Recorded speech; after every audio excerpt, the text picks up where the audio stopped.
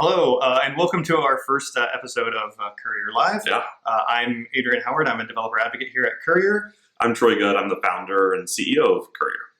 Great. And so today we want to walk people through kind of a simplified example of how you would use Courier. So let me switch over to our desktop here.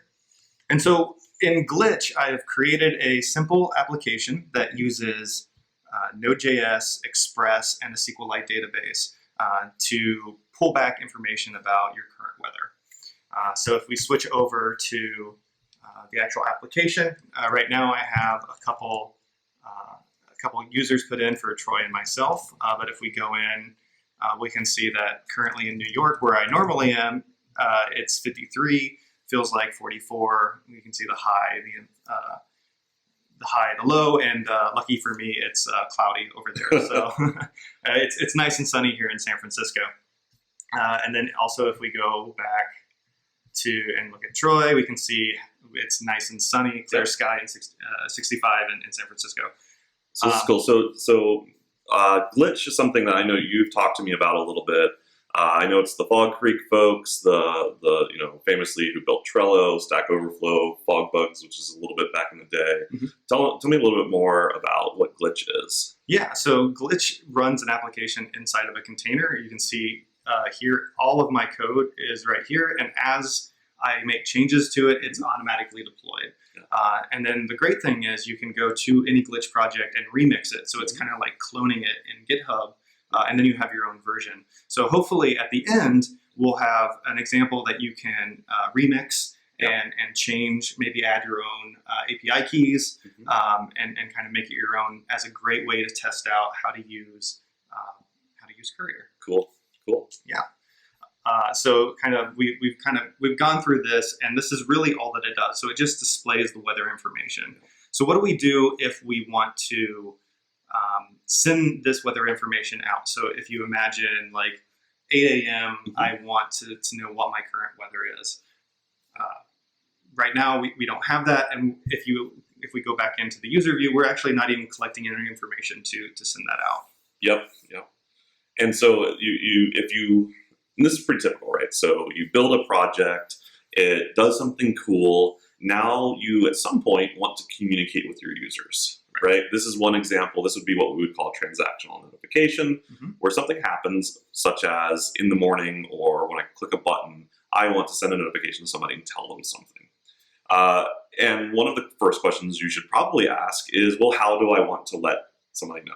Right. So I think today what we're going to tackle is, I think email would be nice, and then maybe even using SMS. So we have the fine folks at Twilio and SendGrid that we're going to hook up to do this. Very cool. Yeah. So looking at the information that comes back, and I think I have it set up to where we can actually see the objects being returned. Ignore the cross-site cookie. But we can see here that I have a number of information being returned, and this represents what's inside the database. So every user has an ID. That's nice to have. We have a first name, a last name, basically all the information you see, and then we have the weather data that's coming back. And this is probably the information that we want to send. But currently, we don't have any fields in the database for email or phone number. And so this is where we kind of have to make a decision. Do we want to update the database and add these columns? Now, there's a lot of things that could come into play for that. There's migrations, a lot of null fields, but if you're in a situation where that's information that you don't want to store in your database, I think Courier has a good solution for that. Sure. Maybe it would be useful, I think, for folks that are watching to talk a little bit about, Courier aside, how would you do this, right?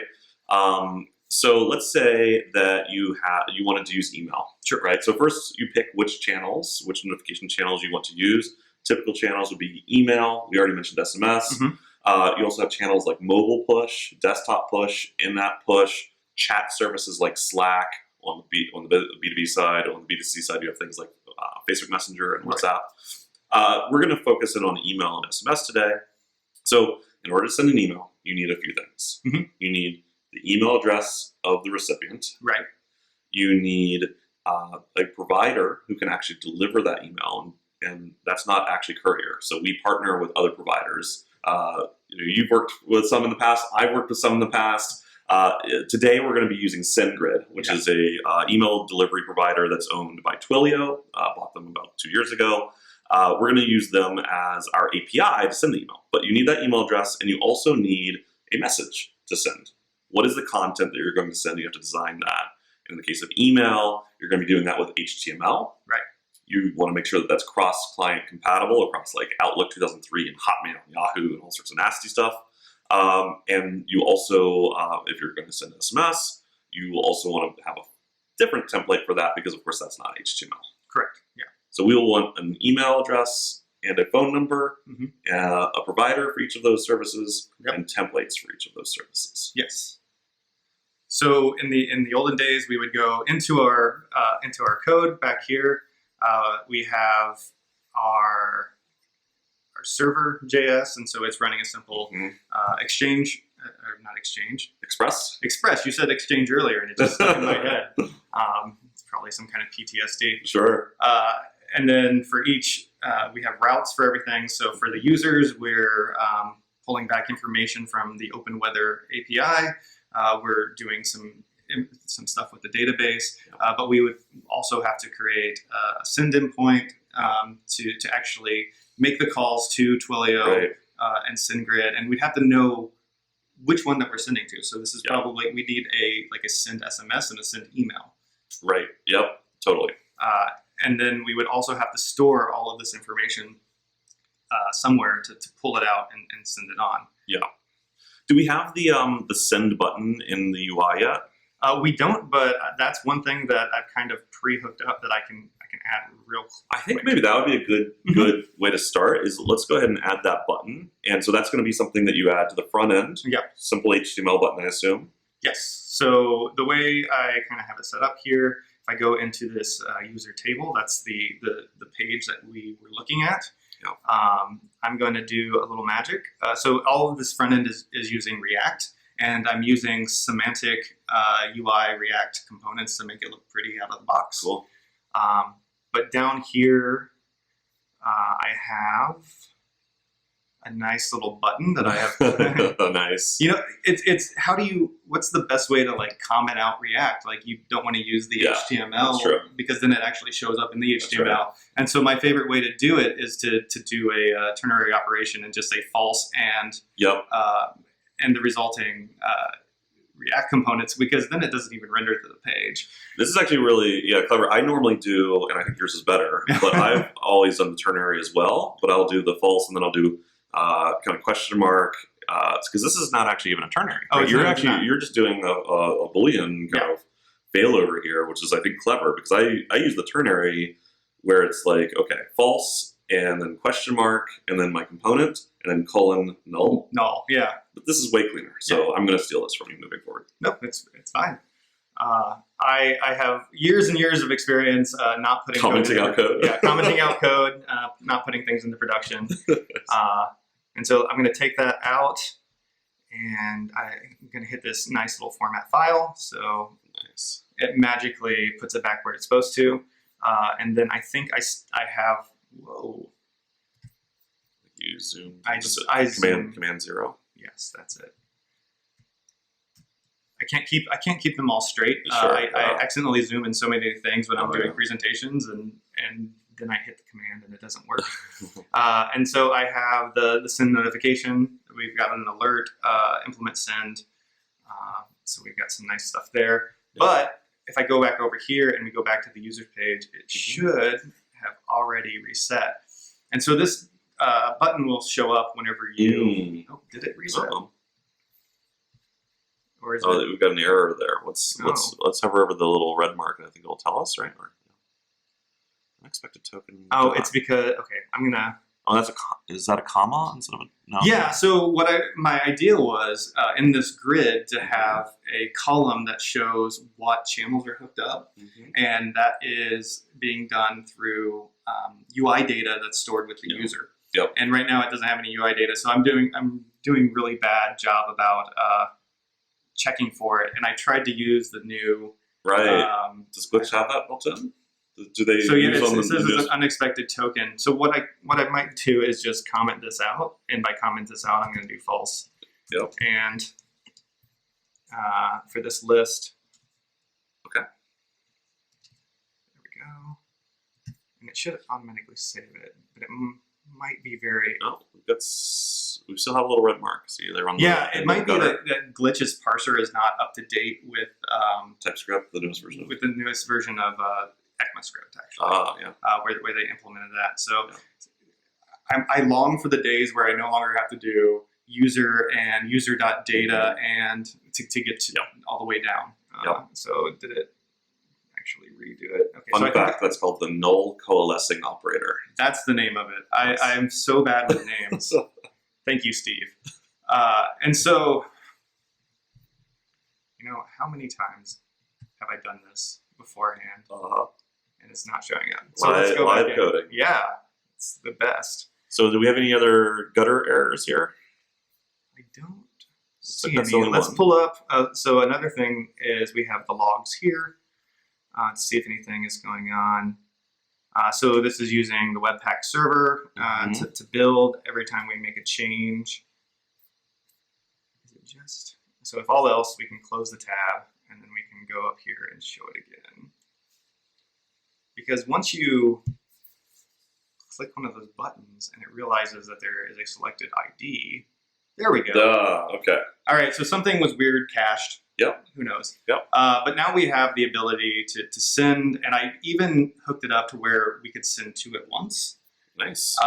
And so this nice little how many you have. So when you click this button, it's going to send. Is that multiple requests to the backend, or is it going to be one request with an array of the users? So I think at this point we can decide. So right now, whenever we click it, it just says need to do, and then if we go back and open up our console, because I love console logs, you can't do that whenever that is open. You can see that this is the array that we're going to pass. So this is the user ID for just me, and then we've got the user ID for us, and then that's actually stored in the state. Yeah, nice. So we're gonna send that to the backend code, I think, as one request to the backend as an array. Yes. Of here are the IDs of the users we want to notify. Cool. And so to do that, we actually need that route to send them to.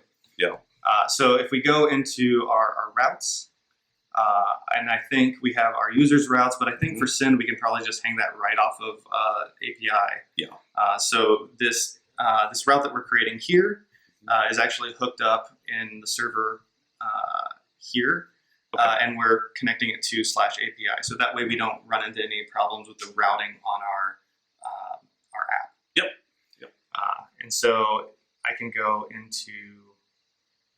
So let's talk a little bit about the order of operations, because I know that was something we wanted to discuss. I'm thinking the way we wire this up is we just go ahead and start to send it right away. It's basically publish an event to, in this case, the Courier server, saying, hey, here's what's happened. And then we can come back afterwards, and because what's going to happen is until we're passing over the email address and until we've dealt with the templates, obviously nothing is going to send over. But we can kind of almost finish our work here pretty quickly. And maybe that's what we do next. Okay. Do you want to do the send route, or do we need think the send route? Okay. I think the send route makes sense. All right. So let's do router dot, and this will probably be a post because we're going to end up sending an array of IDs. Correct. Yeah. Yeah, I think that's all we're going to need, because on the back end we have access to all of their data based on ID. Well, we will. We don't. Well, the back end of your app. Of the app, yeah. So getting their zip code, all the things that we need to call to get the weather information. So that's stored in a database provided by Glitch. Right. So the database is actually sitting, and for some reason it's not showing up, but there's actually a .data folder. Oh, okay. And there's a simple SQLite database in there. And so that's what we're interacting with. Cool. So we'll do .post, and we'll make this a send route. Yep. And we need request response or request response. okay. Yeah. I always end up getting the order mixed up, and then weird things happen. And so the send is going to we're going to get some things from the request. So why don't we kind of in almost like TDD style? Let's get it to work, and then we can start to add in functionality. So I think one of the things that we'll want to do is what are we going to send back to the client? I think we're just going to say thumbs up, we're good. Yeah. Right? So response.send 200.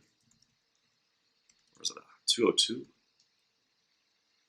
I think is it a 201 or a 202 because it's an asynchronous call that we're making, so it wouldn't be a 200 because that would be the success. Yeah. This is something I always have to look up. Yeah. The 202 is the accepted, which basically means okay. Right. So we got the information Yeah. and we're processing something asynchronous. Yeah. Right. So we're going to request.send. Is it send status? No, you know what? I don't know which version of Express is this. This is the newest acceptable one. So Express 4, presumably. Yeah. You know, I'm literally in the Express core team, and I still have to look this up because it changed. So well, because like depending on what I send, I send a different thing, but then you can also chain things. So a lot of times I'm just doing like .json, and it's like understood to do 200. I think response.send, or I think it's just response.status.end is I think what we're going to end up doing. Okay.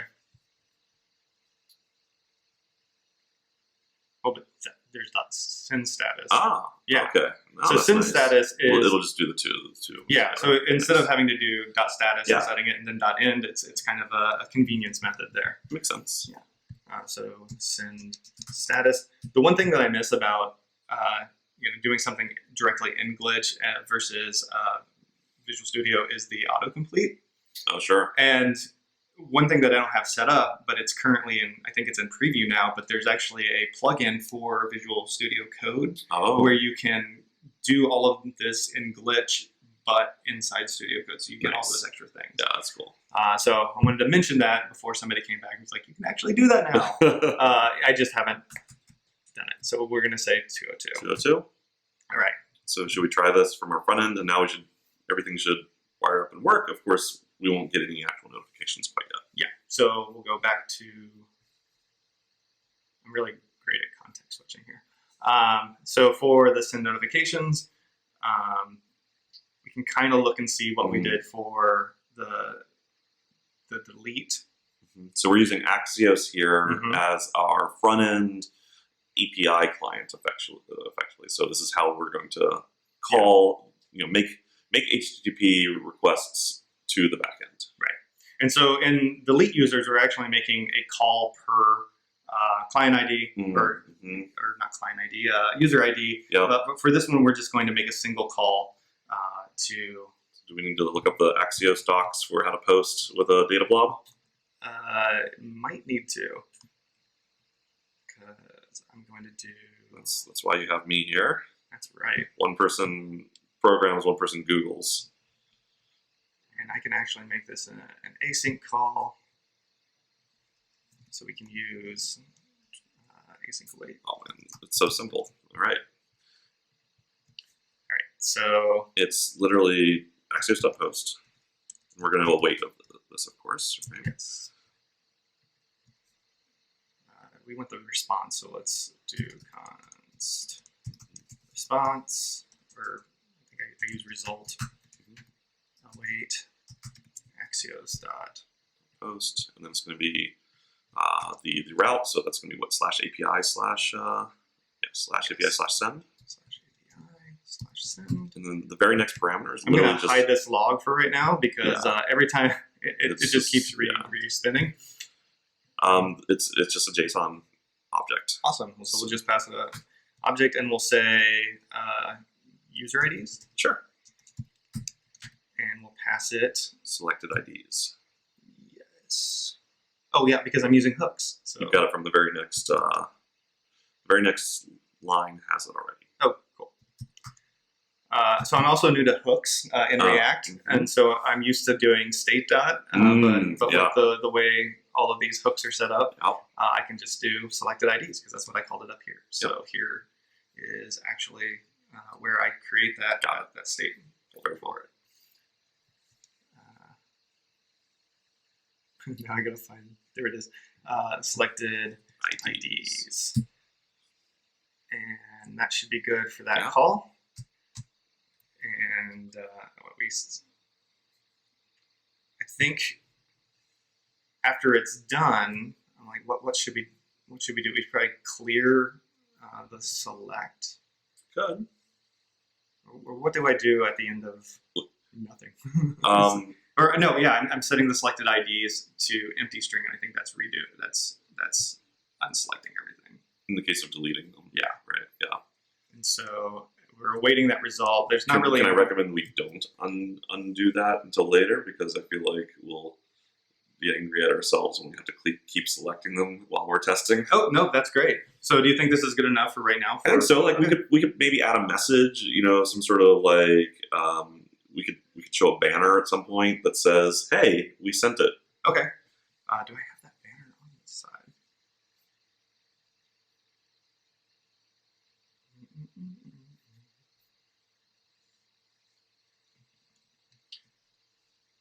For right now, let's just use an alert because there's going to be a little bit of code to get that banner where I want it to be. Yeah. So for right now, just so we can move forward, we'll say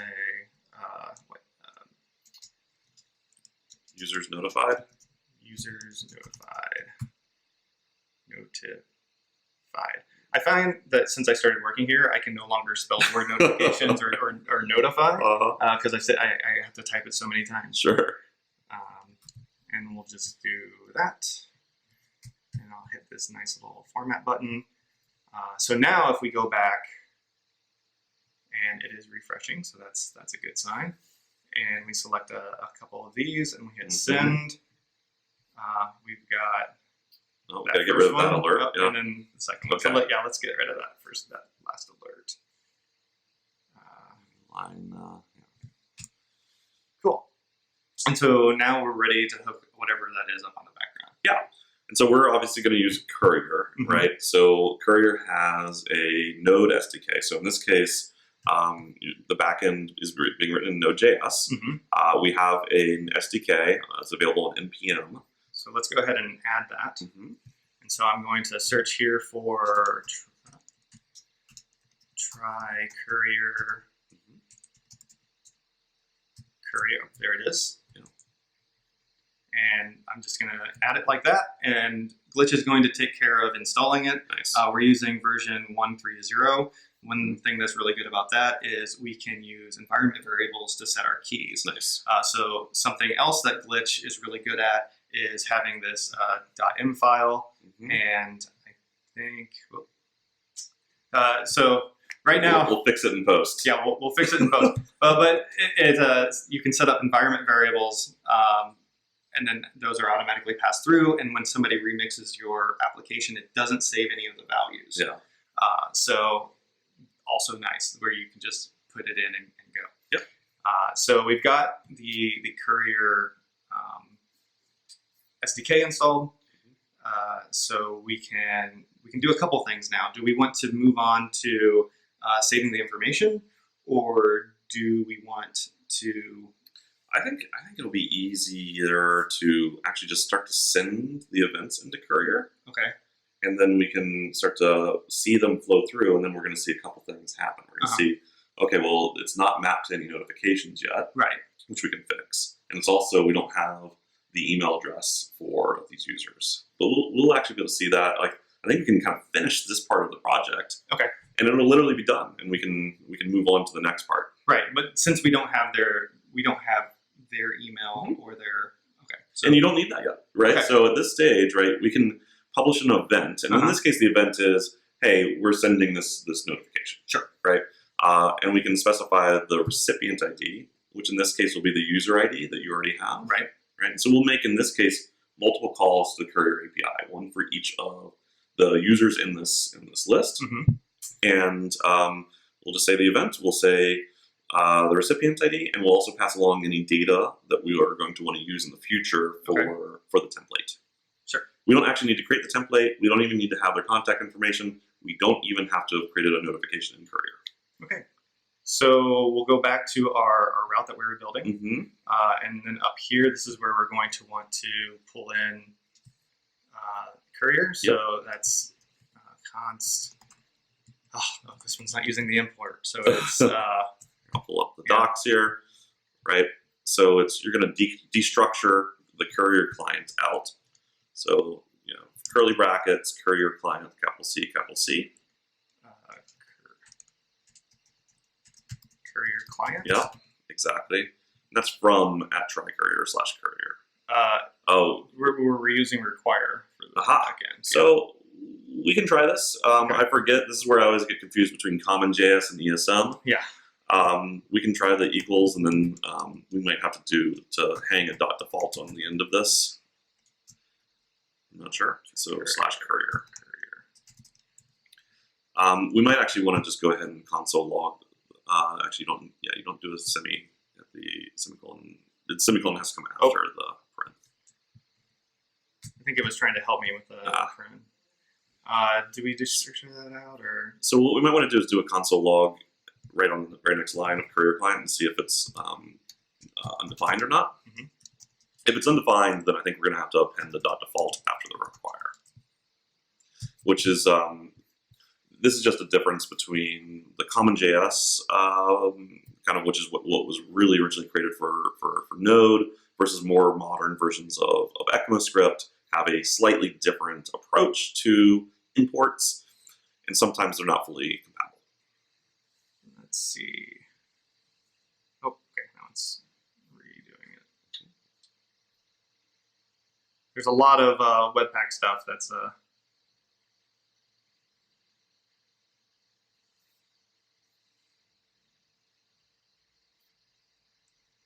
let's do this.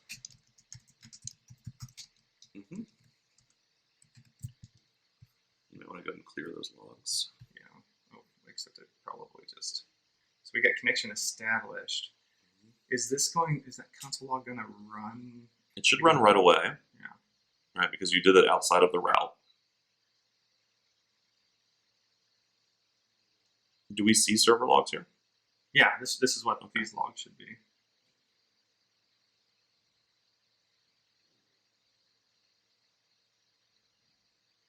Let's see. Oh, okay, so it says function. So it's not null. That's good. Yes. Yeah. No, that's good. Okay. Cool. All right. So now, actually, outside of we can basically set the next step up outside of our route, which is we need to create a new instance of the Courier client. Oh, that's right. So this is where you would sometimes pass in your authorization token. In this case, we don't need to because you've already set it up as an environment variable. Right. So const Courier equals Courier client.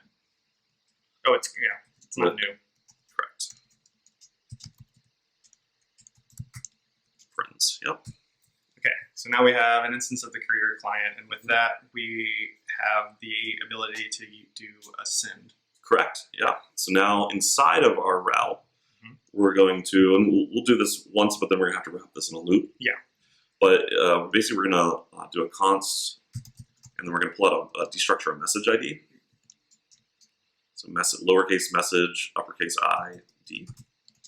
And this is the ID that Courier responds back to you, letting you know, hey, we've queued up delivery of this notification. Here's the ID if you want to kind of check back on the status of it. So what do you expect people to do with this ID once they get it? Mostly nothing. Mostly nothing? Mostly nothing. Okay. It's useful to log it, right? Put it in your console logs. That way, if you ever need to reference back, let's say later you look inside the Courier logs and you see, oh, I wasn't sending over the right information. What you could do is you can take the message ID from there, and as long as you're console logging out this message ID on your server, you can use that to cross-correlate logs from the Courier side to logs from your servers. You could theoretically also use this to call back into the Courier API to check on the status of a message, see which channel did it get routed to, lots of other information. Most of the time, most of our customers are just sending it and and forgetting it. So I switched this to be an async because we are going to have to await this courier.send. So what is it that we want to send across here? An event ID, I believe, is something that's going to be really important. Thoughts on what we should call that? We can pretty much give it any string we want, right? Any string we want, right? And so what is it? I guess, in the future, we might have lots of different notifications that are happening from this app. We only have one today, but so what is it that we're actually trying to express to our end users here? Yeah, so this would be, I think, current weather would be a good one. So maybe do current forecasts. Yeah. Would probably be good. And so then the other piece of information that we need to send is a recipient ID. Correct. So I'll put that right there. And that's going to be some kind of string, and that is what's being passed over in that array. Right, so we can't do this one quite yet, so we'll come back to this one. And then the other thing that we'll want to send over is the data that we'll use to kind of put together the notification. Right. But that actually is different for each of the users here, isn't it? It is, yes. So I think it seems like we need to go ahead and move forward with that loop. Okay. Otherwise, we can't really do either recipient or the data. So let's pull. Do you want to go ahead and pull out of the request so from? Now, do we have the body parser in place? Yes, it should be in place. Cool. Okay. So what did we call that? User IDs? Yeah, I think so.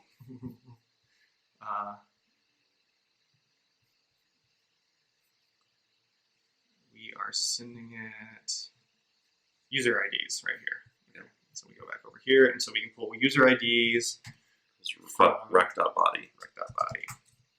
Okay, and so that will be an array of string IDs that we'll want to loop over.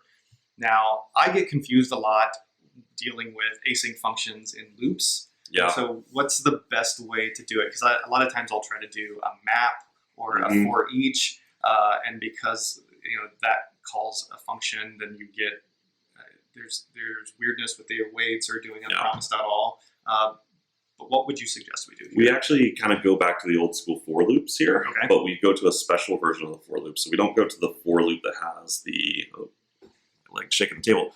We don't go back to the for loop that has the triple clause of setting up a variable and then incrementing it and then with a condition check. Okay. This is actually going to be a for in, I believe. Although sometimes I have to go remind myself it's a for in or for of, because one of those iterates over keys in an object, and one of them is what we actually want here. Okay. So let me just get my Google Foo. That real quick. I think it might be for of. So. All right. So how do we set this up?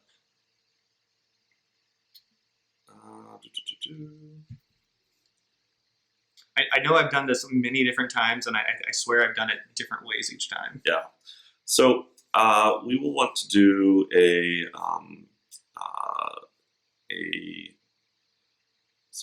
let's just double check which one we're looking at here.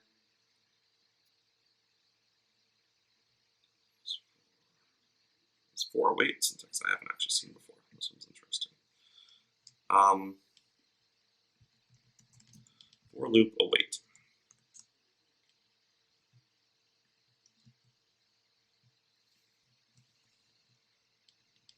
So go ahead and write the for loop. So let's go ahead and start iterating over the array values. Okay. So we want to do for. And then what we're going to do is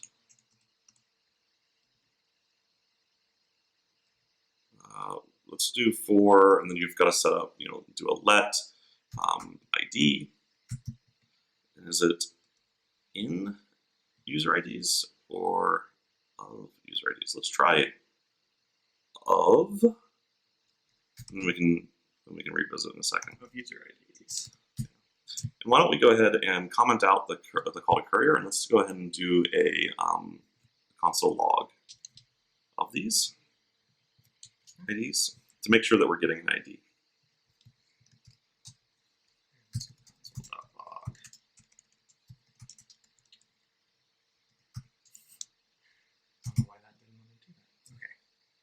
ID. We'll save that. I'm going to clear the log here. Give it a second to load. We'll do the thing where we close that tab and we reopen it. So another thing is, because the watch is happening and it's reloading everything every time that I basically type. Sometimes we overwhelm glitch, and so that's something that I need to look into. Is like, what's the best way to handle that? Yeah. But it's working right now, as long as I'm not like doing a lot of different writes. So we'll go ahead and hit the send here. You've notified, and then if we go back over there, so we got the IDs. Yeah. Okay. So now we can just do a normal await within this function. Okay, great. But we want to basically bring this code inside. That's right. Exactly. So let's grab this. Is this going to be a problem because we're using const here to pull out, or is the scoping? No, the scope is it's a block level scope, which means that in this case the block is the for loop, which is a refreshed block on every iteration of the loop. You can actually, I think, even const the ID, because it actually re-executes that on every iteration of the loop. I think it's more idiomatic, in my opinion, to do a let within the for loop clause. Okay. So now we are looping through the user IDs. We are running we're executing the send from Courier with this event ID, but no recipient ID. But now we know it.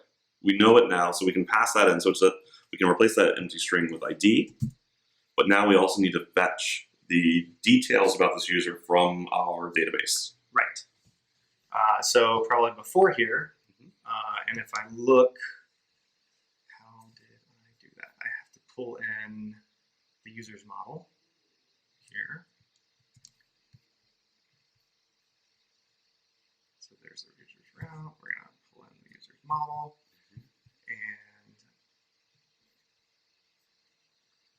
I have been in a MongoDB world for so long that I had to really do some studying to figure out how to do SQLite. I'm actually using a library called Sequelize. Sure. Yeah. So that's been really nice. So here is, we'll just copy this line right here, because this is our find one. Oh, you didn't quite get it. I am having... another thing is, like, I normally work from home with my laptop shut, and I have like a magic trackpad. Yeah. And so whenever I come here and I'm using this keyboard and this trackpad, everything is different. Yep. It's a whole new world. So we'll go back into... So we're based in San Francisco. Adrian, you're normally based on the East Coast. Yes. So it's a special pleasure to have you in the office with us today. Streaming. Looks like we had a question in the chat. Let me pop over there. Yeah, probably not, but thanks for the offer. Yeah. And it's already using ID. So we have user information here that's coming back. And then from that user information, it's actually this function up here. So get current weather. I should probably pull that out into some kind of utility. Sure. Seems like a good idea. So on the user model, or? Yeah, we could probably do that.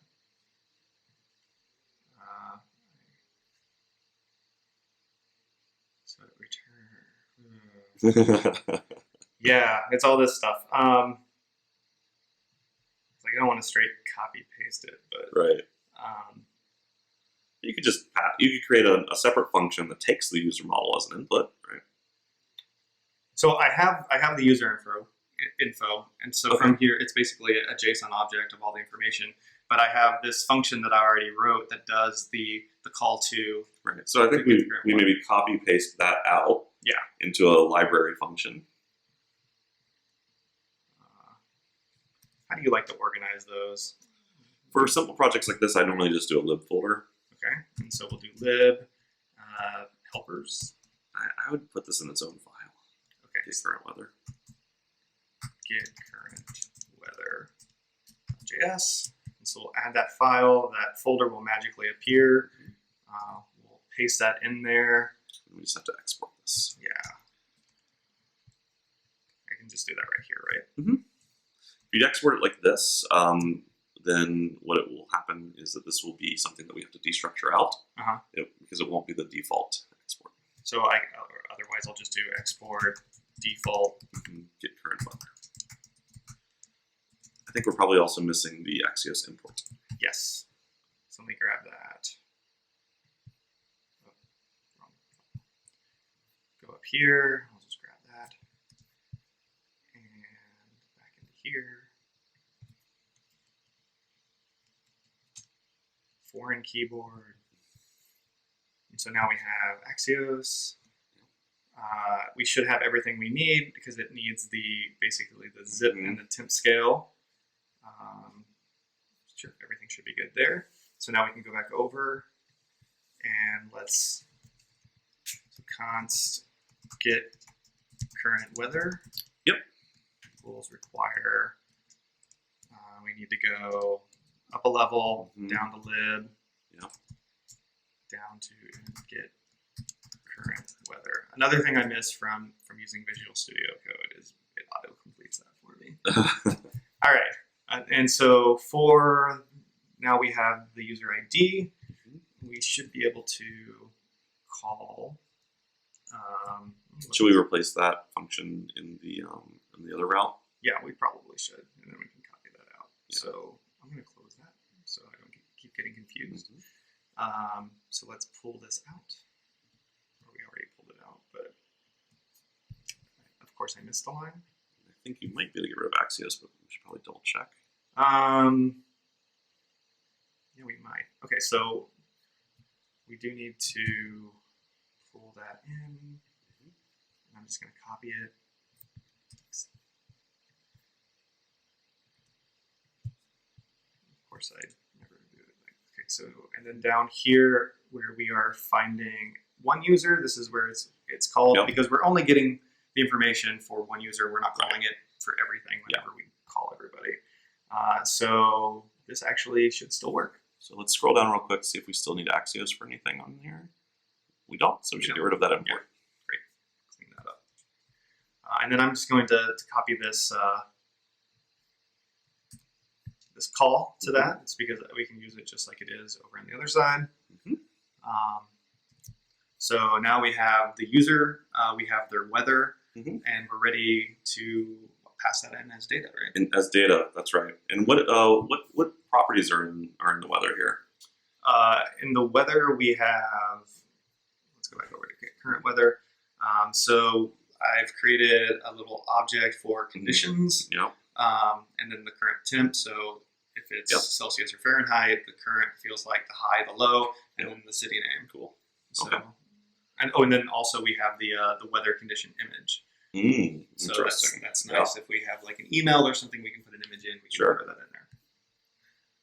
So back to users. Nope, wrong one. Index. So now we can basically pass that over in data. Correct. Yeah. So we'll create a new property called data. It will be an object. And the thing that we'll probably pass in here is weather. Yeah. Weather, weather, or I guess in this case, we'll just do the single key. Yep. What's all this about?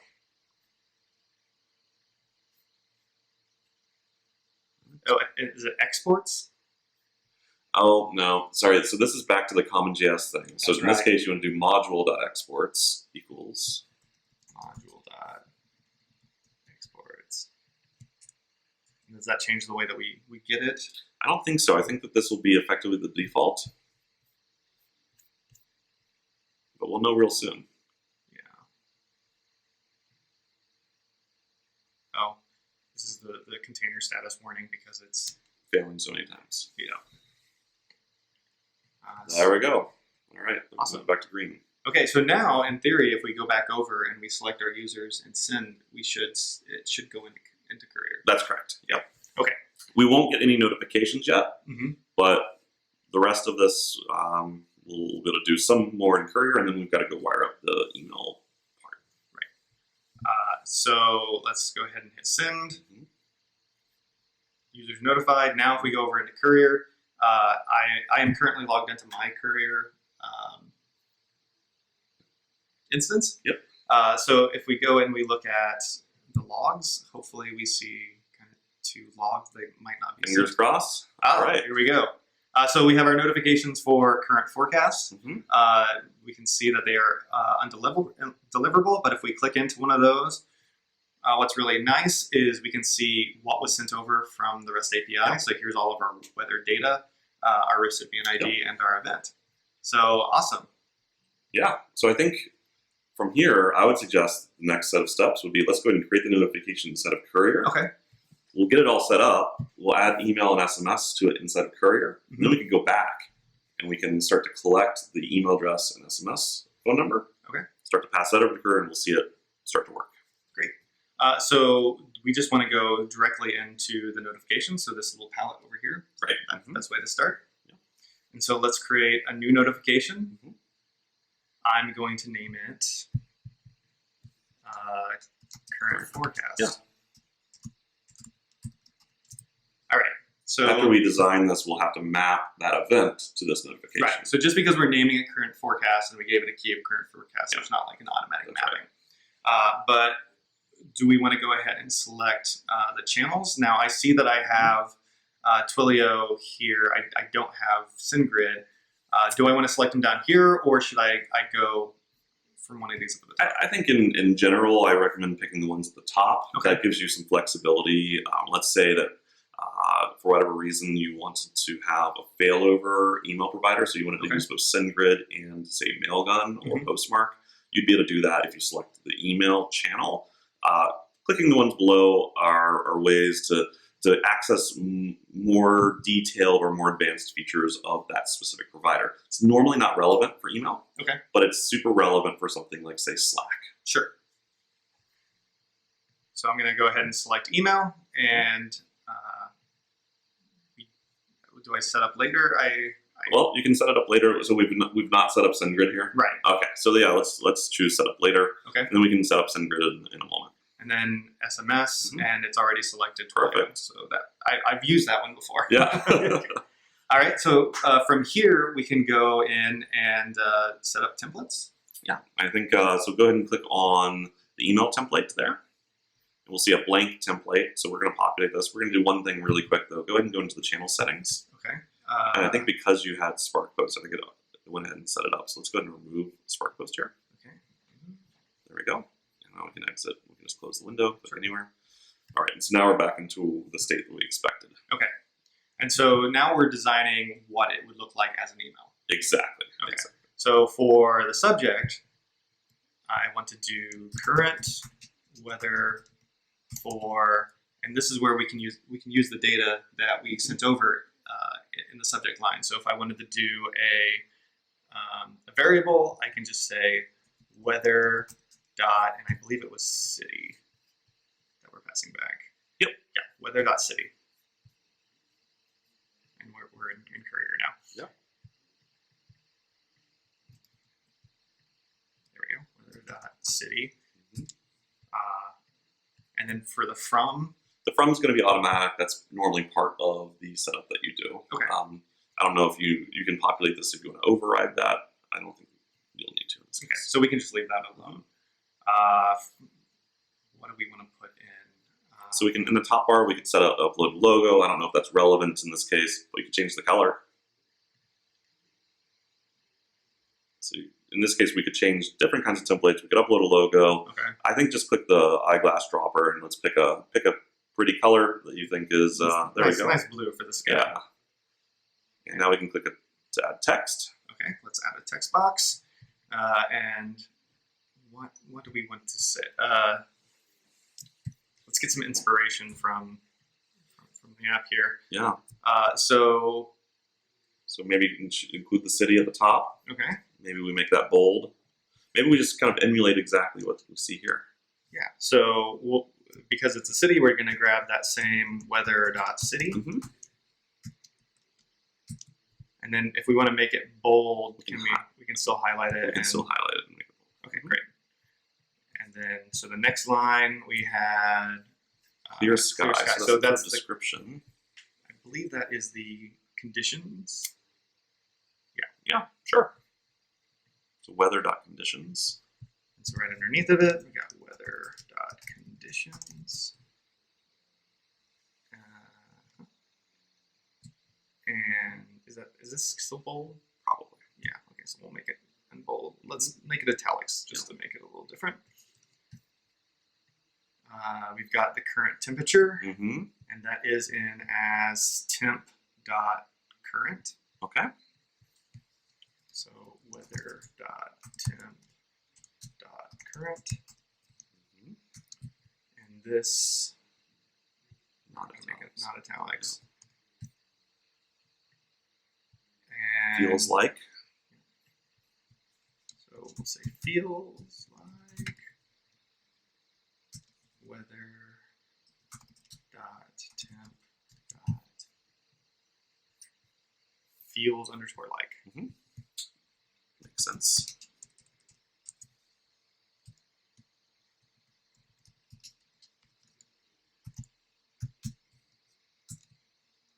Okay, and then we had the high and low, I believe. Yeah. Actually, for all of the temperatures, we have the scale, or if it's what Fahrenheit or Celsius. So we'll have to come back and do that. Yeah. And then let's just do high, low like this, and we'll go in and put variables. So it's weather.temp.high and low. Okay.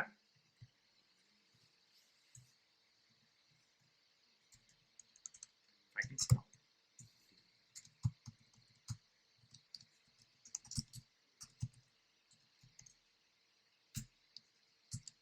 Okay. Now we've got to get the scale. Yeah. So there's Does this include the degree symbol, or do we need to manually? We need to manually put that in, and I forget how. There's like a combination, but sometimes I just say degree symbol, right? Symbol. Copy pasta. Yeah. Copy. Nice. I think I actually used this site the last time I did it too. So we'll go back in here, and we'll say paste, and then we're going to need one there and there. Okay. And the scale, I think it's in a scale. Yeah, so temp.scale. Okay.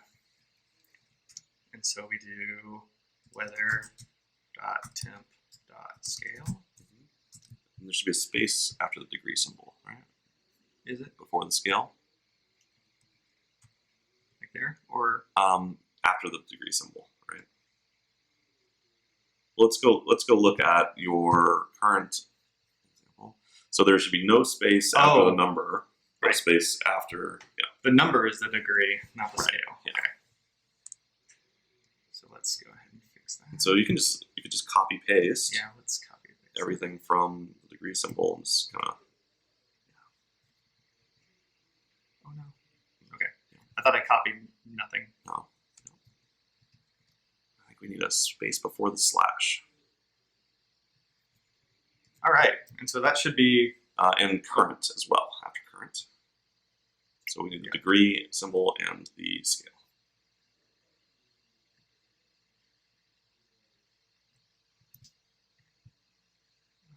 There we go. All right. Cool. And so we just put together an email. Yeah, it's pretty much ready to go. Okay. There's two things I think we should do. Okay. Let's go ahead and set up SMS template as well. Okay. Or actually, before we do that, should we preview this? Yeah, let's give it a try. I don't have a. Wait. Oh, I do. I could. So let's grab that weather object. Yeah. Because I'm still copying it out here. Yeah. Is it gonna let me? How do you? Is it copied? Who knows what that'll do? Yeah, let's find out. Okay, so if we want to preview it, we have this wonderful preview. In the data here, so you're gonna have a weather property. Weather. Oh, if this is JSON, so I need to do like that. Try pasting and see what happens. Oh my gosh. Okay, well, Not much. That was great. Yeah. So.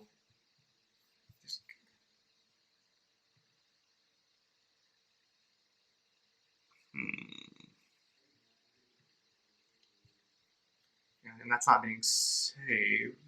Or wait, what's this? Stores global variable. Oh. So if I do. So now if I expand all that, you gotta expand it though. Expand Well, I can do JSON dot stringify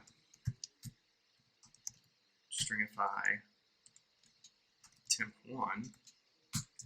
Boom. Yeah. And then I copy this. Copy.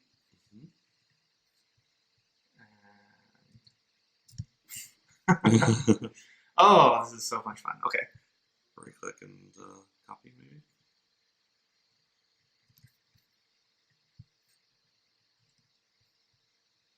Okay, so I need to take that out. Whoops. Oh, I hit back. Mm-hmm. All right. Go back to preview. Okay. Let's see what I'll paste here. Very carefully, very slowly. Oh, no. Okay, so this needs to be wrapped in a weather object. Yeah. So weather colon. I think it's actually this. This is the. No, you need to take out that.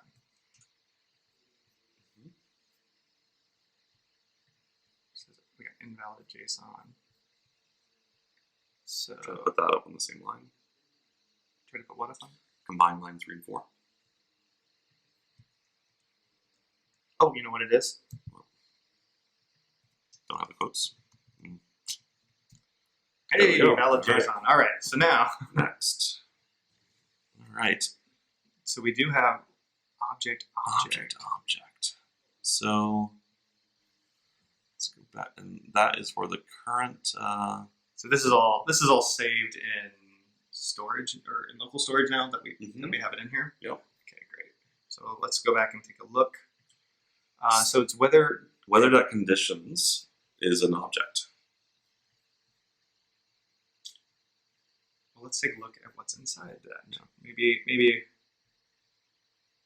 So weather conditions description. Mm-hmm.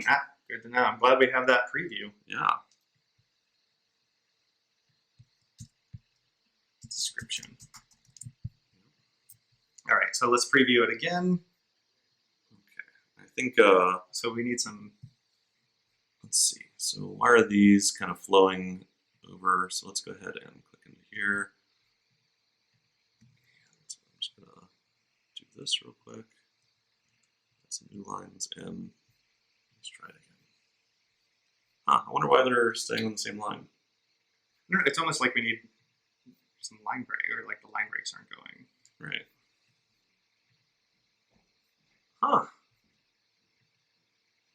So we'll have to figure that out afterwards. We'll figure that out.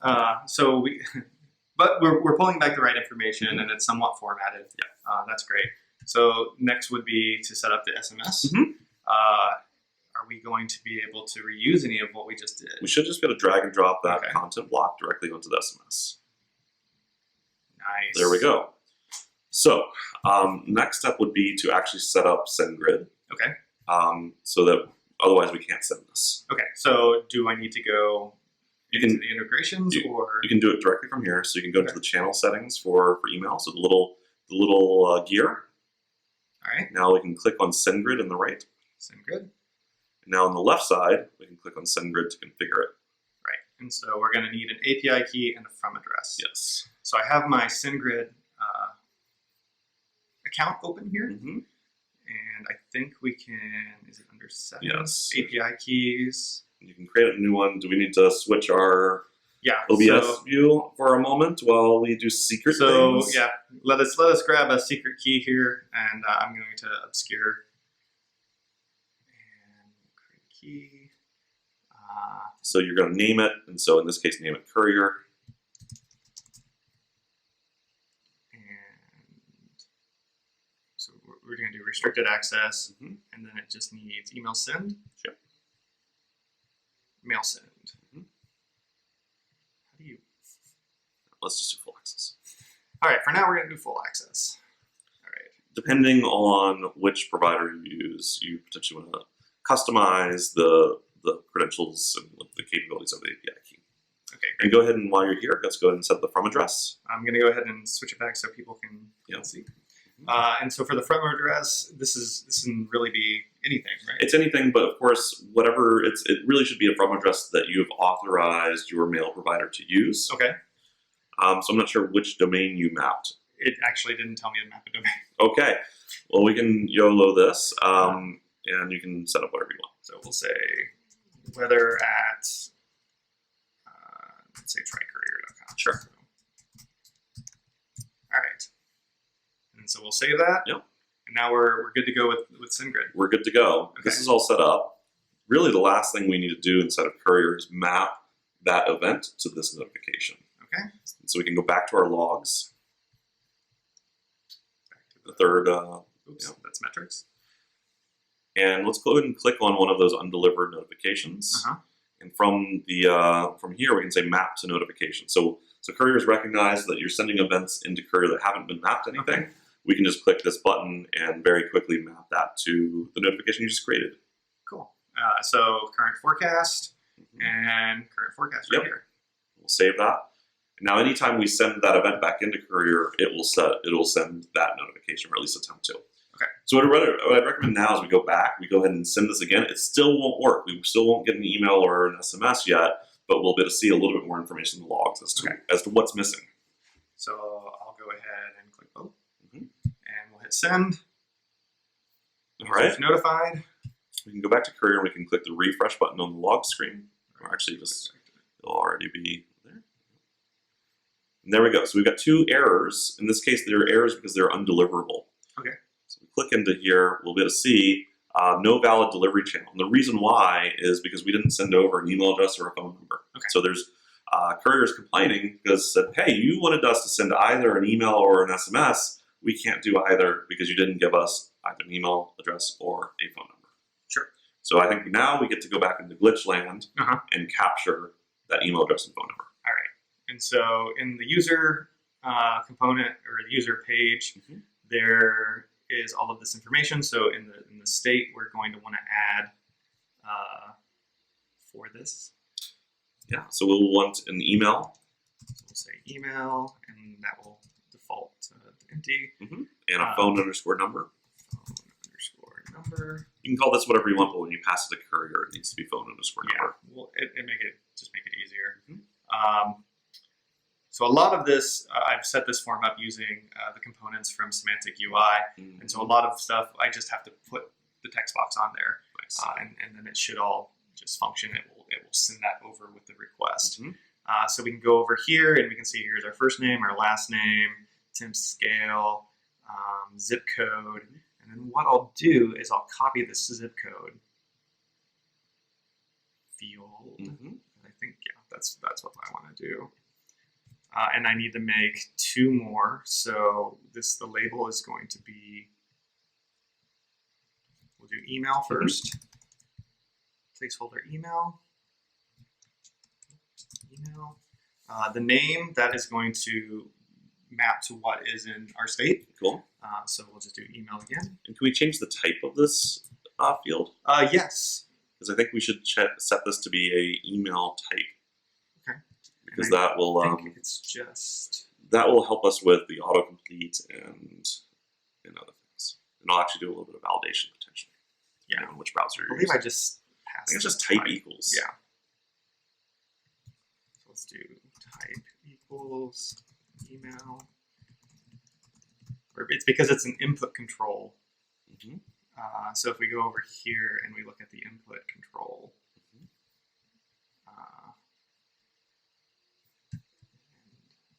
so the props, is there a type? Yeah, type. So that should just flow over. Yeah. And then for the other one, by the way, it's for phone numbers, it's type TEL.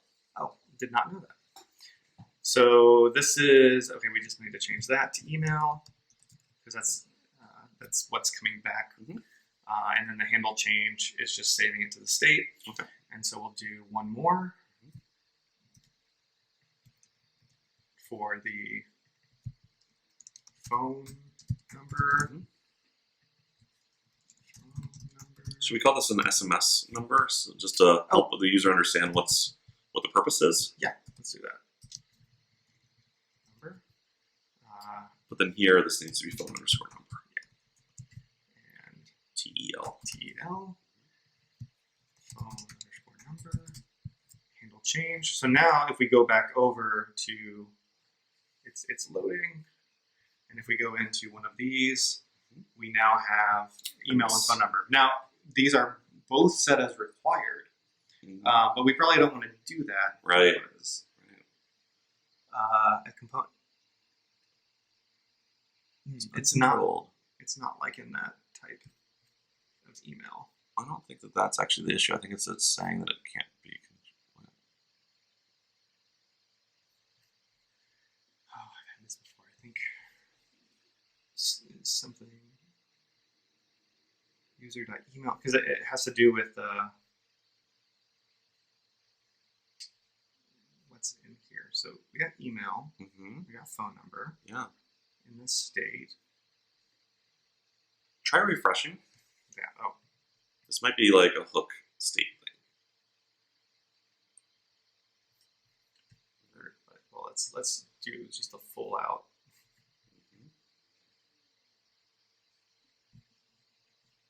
It also could be that email and phone number are not coming back because we haven't told it to send that information back, and so it might be just a little unhappy.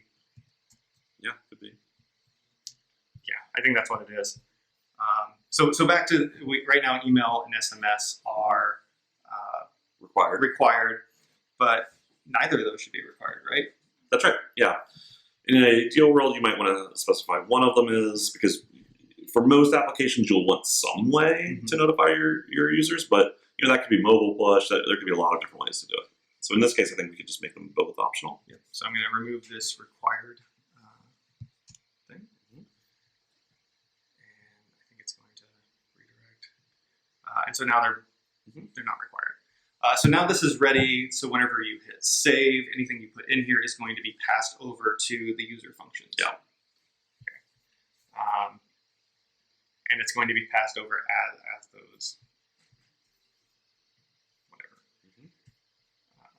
So if we go back and look at the user route, whenever we are doing a create user or an update user, we are going to be inside the payload here. We're actually going to be getting those two, but we're going to have to split them off. Or I guess this is where we talk about how we're saving that information. Right. And so you're saving. So I guess the question is: are you going to save this information into your database, or are you going to save it to Courier's profile API? And those are two valid choices. We have some customers doing one, some customers doing the other. In most scenarios, you'll probably have some of this contact information in your database already. So email address is very typical, right? It's very common that there are other tokens that aren't email and phone number that you might not have in your database, and you might not really want to track because they can be more complex. Right. So those would be things like OAuth handshake tokens, or things like mobile push tokens, in which case your user might have multiple tokens that are mapped to them.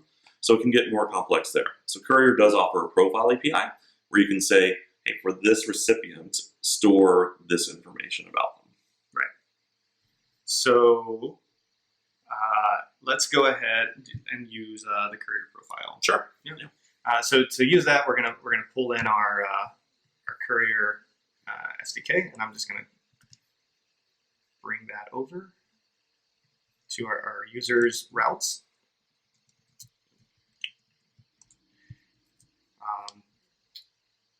And so whenever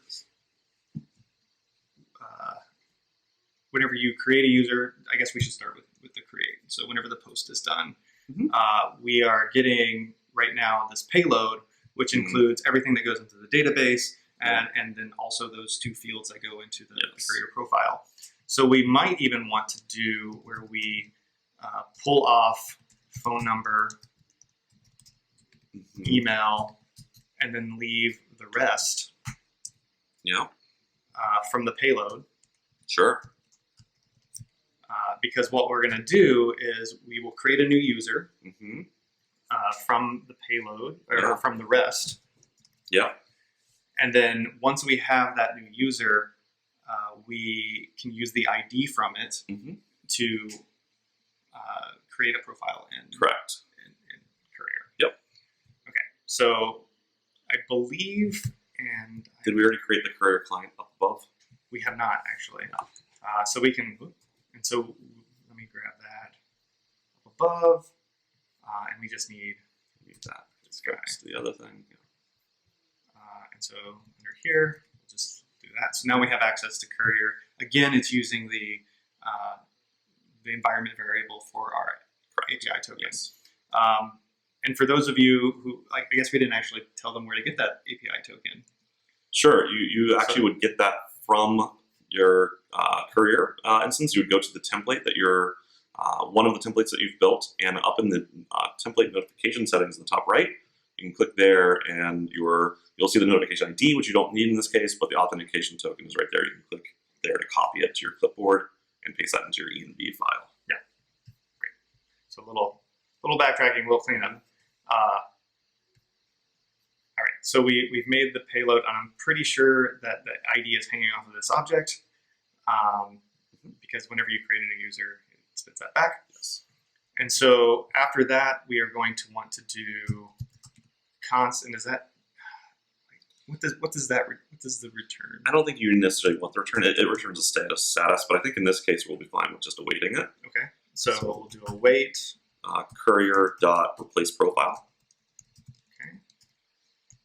And we're going to pass in two things into this object. Okay. One's a recipient ID. And so that's going to be our new user.id. But it has a this is an object that we're going to create, which has a key of recipient ID. So recipient ID, and that is going to be the new user.id. And then the next key is called profile, and it's going to be an object. So this will be the phone number and email.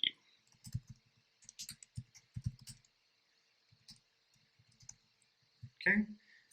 And then what we're going to do is, because we're passing back the new user, we want to pass back all of the information. So we'll pass back an object with the spread of the new user. Yep. As well as phone number and email. Phone underscore number. Yep.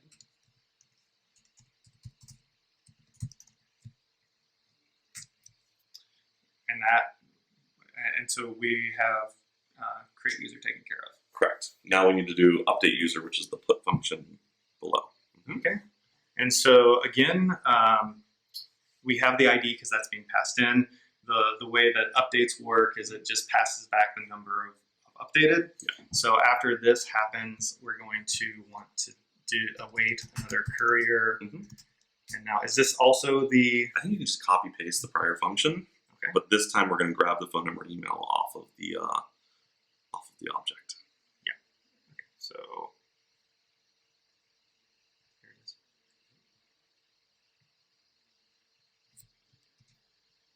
And down here. We'll replace new user.id with just ID, which I think we've already pulled off, right? Or it's going to be params.id. No, it's just ID. You've already destructured it. Yeah. Destructured it. And then we need to. So phone number will be payload or body dot, right? Body dot. Or it's payload. I deconstructed the payload. We can probably just use this again, right? Yeah. Okay, so we'll do that. And I'll add the C that I didn't copy, which I added it in the wrong place. That's fun. But again, here we want to update not the payload, but the rest. The rest of the payload. Correct. That's true. And then all the rest of everything else should be destructured out. So that should still work. We're not passing back the updated user, so we don't have to make a change there. So that one's done. Yep. Awesome. So we do need to find one user. So we need to pass back information from the profile based on the user coming in. So we have the user ID from the params. Yep. We are awaiting the user.find1. And so now we actually will need the response from this because we're doing. Yes. So we'll do a const, and then we'll deconstruct the destructure the profile out of this object. So it's profile. And this is going to equal await courier.getProfile. And it takes a object which has a key called recipient ID :ID. The ID is being passed in.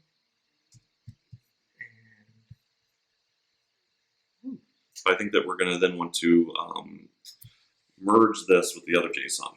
Yeah, so we're going to want to spread the profile. Yes. And so that will add email address, email and phone underscore number. Yeah, to the user.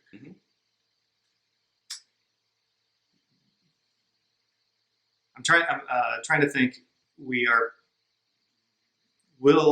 this actually have? So this profile, it could be blank. Could be.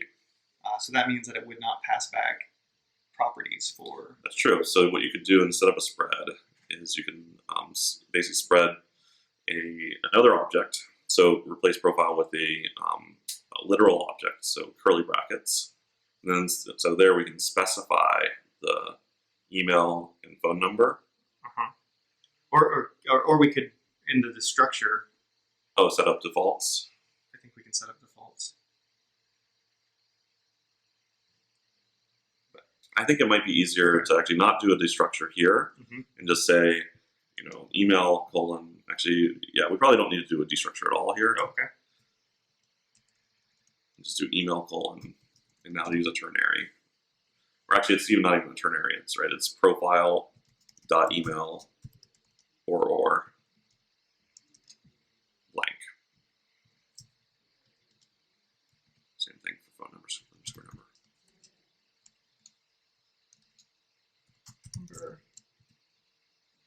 Profile dot phone underscore number. Another way to do this is to set up a defaults and destructure that first, and then destructure the profile over top of that so it overwrites those properties. There's a lot of ways to potentially skin this particular cat. Yep. But this will be a pretty straightforward way to do it. Great. And so now whenever we go to get the single user for that one view, there will be a phone number and an email which might be in there. The last thing that we have is we do have a delete user. I know that for profiles we don't actually have a delete, but would it be a good idea to replace a profile with an empty object? Yeah, I think that might be a good idea. So we've destroyed, here we've destroyed the record, but we'll go ahead and follow that up with an await courier dot replace profile. Replace profile. Takes an object with two keys, recipient ID : ID. Profile : empty object. And that just kind of cleans it up so you don't have any, because once that ID is deleted, it's probably never coming back. And then you just don't have any phone numbers and emails that are sitting around in Courier. Yeah. Cool. So let's do that. I'm gonna hit the format. All right, so when we go back, after this starts back up, bundling. Telling us to wait till finish. We should be able to go back. That one error will be gone, and we can add emails. Yeah. To it. So while we wait, obviously in this case we're using the Courier profile API. Another way to do this is directly in that send function. We could pass the profile directly there. Right. Now, of course, in order to do that, we would have to store it in our database. Right. And so basically, we saved me having to do a database migration, add a column, add nulls, all of that. So now if I go back into mine, let's see if that error is still there. It is not. It is not, so that's good. So I can put in, what should we do Your Courier email address. Actually, I have adrian.demo@gmail.com, so that way we can actually show it. Okay, cool. And should I keep both of the? Should I put I think both we of them? can just show off the email. Okay. I'm not sure you necessarily want to share your phone number in the interwebs. No, please don't text me. So this is spinning. Well, let's see. Hopefully nothing's breaking. Oh. Okay. Request failed. Status code 400. I wonder what went wrong. Creator incoming. Unhandled promise rejection. Yeah, it's because we didn't use any catch blocks. Mm-hmm. Yep. So we have an error for some reason. And so that would be in the update. Right, in the put. So let's wrap this with a. So both of the weights should really be wrapped in a try catch. Right. One for each, or. I think it's sufficient to do just one to wrap all of it, and then we can catch either and have more expressive logs. Let's do try, catch, exception. Maybe we just want to console.log the exception. Yeah, console.error this. But we also want to move the response.json up a level into the try. Oh, okay. And then what we're going to do is we will have a different response in the catch. Sure. So we'll do respond. So that's send status 400. Just to let the client know. Yeah, because right now it's spinning, and if we did the we can then handle this error correctly. So that page actually does like handling of errors, like because of the magic of that component. Cool. So now presumably this will still fail. Right. But we'll be able to get the logs to figure out why. Right. So we'll go back into me. We'll put in my demo address. The demo email address is a good idea. Yeah, I go in and I clear it every so often. So if I open it up, there's no bad things. So what's that? Oh, error occurred. Nice. Sweet. Okay, so let's figure out what it was. Ooh, this looks a little nicer. Whoa, lots of stuff. So just scroll way up. Yeah. Oh. Okay. Failed with status code 400. Profiles. Okay. So blank phone number. Email was correct.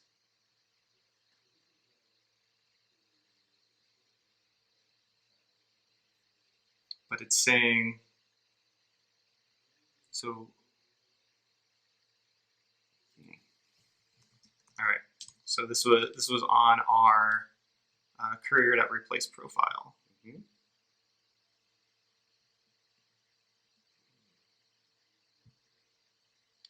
Just checking some things on our side. Yeah. No, that's not it.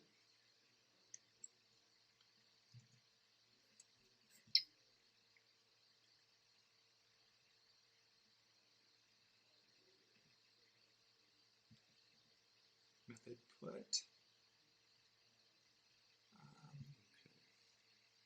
Let's see the profiles. Recipient ID. Yeah. No, we actually aren't supposed to. I'm not sure why you couldn't see the error message here. The challenge is we're not actually supposed to pass over the empty string. So we shouldn't pass over the key if it's not set. Okay. So instead, what we should be passing in is undefined. So remember where we in the call to Courier here, what we should be doing is let's see, is this where we are? Yep. So phone underscore number colon phone underscore number. Basically, we'll do a ternary here. So question mark. There's space question mark actually. Phone underscore number colon undefined. Actually, well, we got to do phone underscore number and phone underscore number dot length. Well, we have the. Oh wait. Well, we're using Node 12, so they don't have that. Doesn't have the ternary thing. So phone number. Okay, sorry. Phone underscore number and phone underscore number dot length. Question mark phone number, colon, undefined. With a space before the colon. Do we need to do the same thing for email? We do. Okay. Email and email dot length. Email undefined. And then we're probably going to need that for Up here as well. That's correct. Which is, yeah. So let's just copy this. So profile right here. Correct.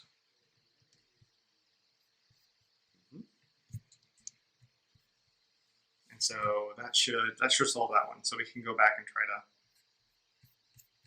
Yep. So let's go ahead and clear the logs. Yes, they have grown quite big. Yeah.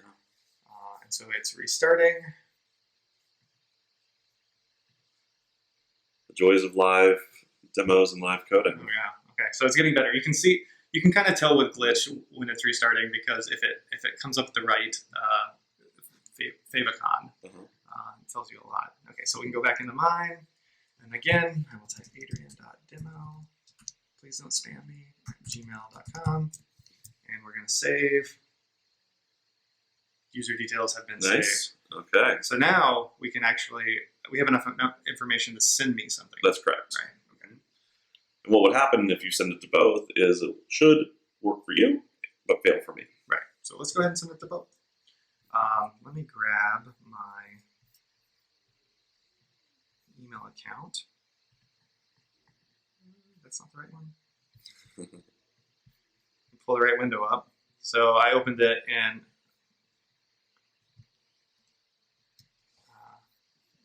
in Safari.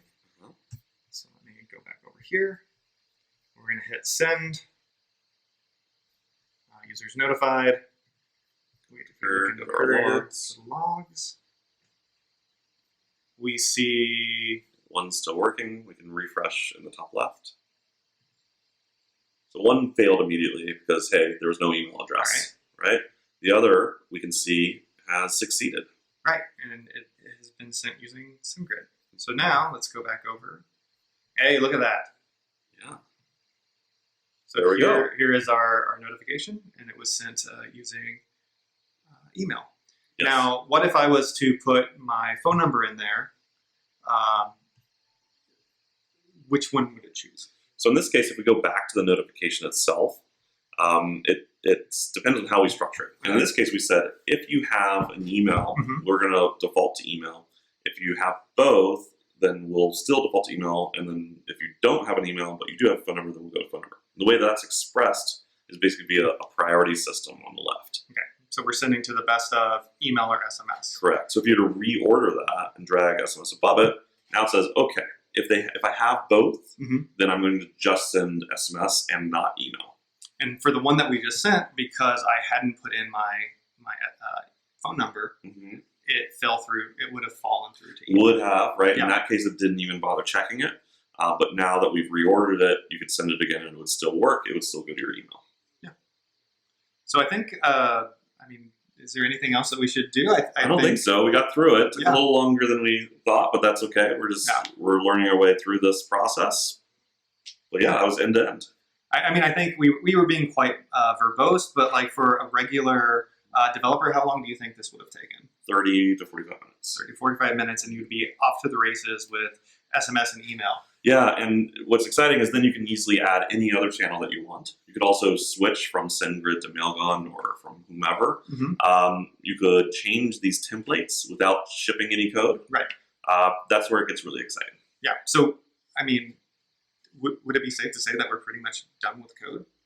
For this example, that's correct. We wrote the send command like really early on, and we haven't touched it since. That's correct. Yeah. So I think we'll wrap up. I wanted this to be an hour. We're a little over, but we accomplished everything we wanted. I will work on getting all of the code out there. We'll get this video up on YouTube. Yep. But if there are things that you would like to see us walk through like this, please give us a shout. If you sign up for Courier, you can contact us directly through Intercom down here at the bottom. Yep. Happy to talk to you that way. But until then, thank you for coming. Thanks, everybody. All right.